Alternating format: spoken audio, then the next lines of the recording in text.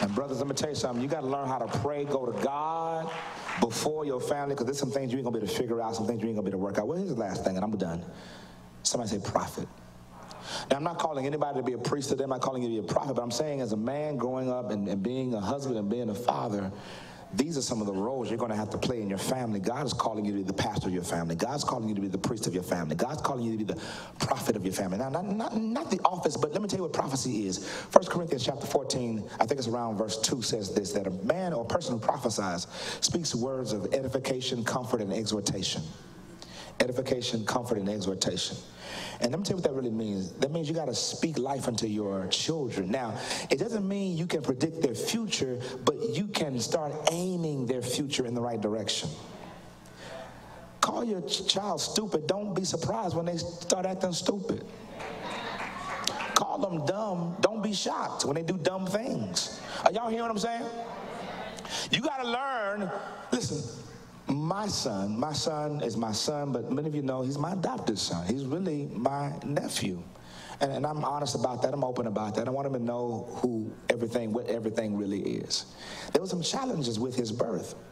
There's some challenges with his birth, and he's a very active guy. How many of y'all know my son is a very active guy? That's why I'm like grand and balded and all that stuff before my time. Well, here's my son. As many of the challenges that he has in life, here's what I've learned to do. There's one thing I've learned to call him. I call him a genius. Call him a genius. There he is. There he is. And let me tell you something. Guess what? I've called him a genius enough to the point where when he does something and I ask him, man, how you do that? Yeah, Dad, I'm a genius.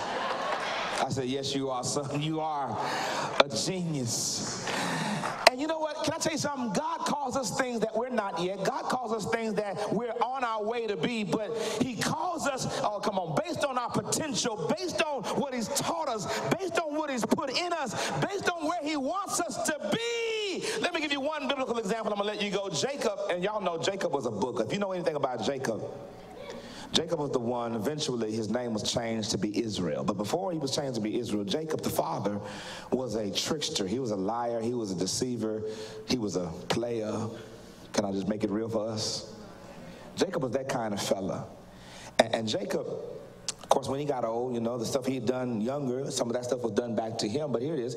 Jacob's now having children. And in his older age, he has one last son. And the son that his wife is pregnant with, Rachel was pregnant with, it was such a strong and tumultuous birth that she died. But before she died, in her pain, here's what she did.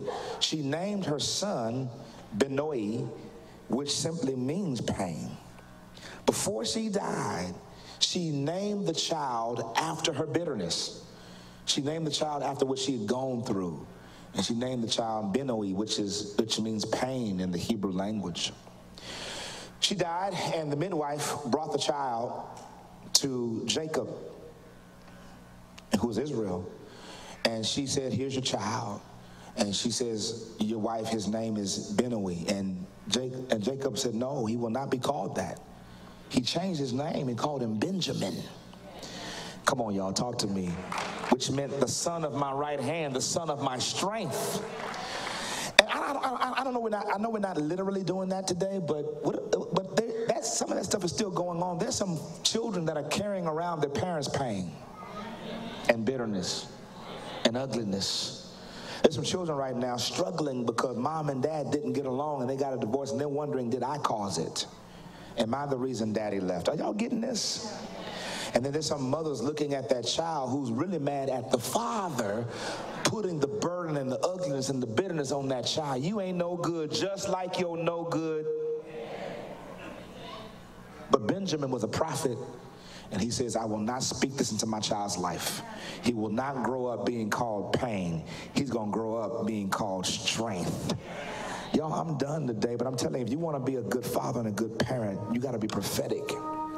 And even if your child's not doing what you want them to do, speak the positive.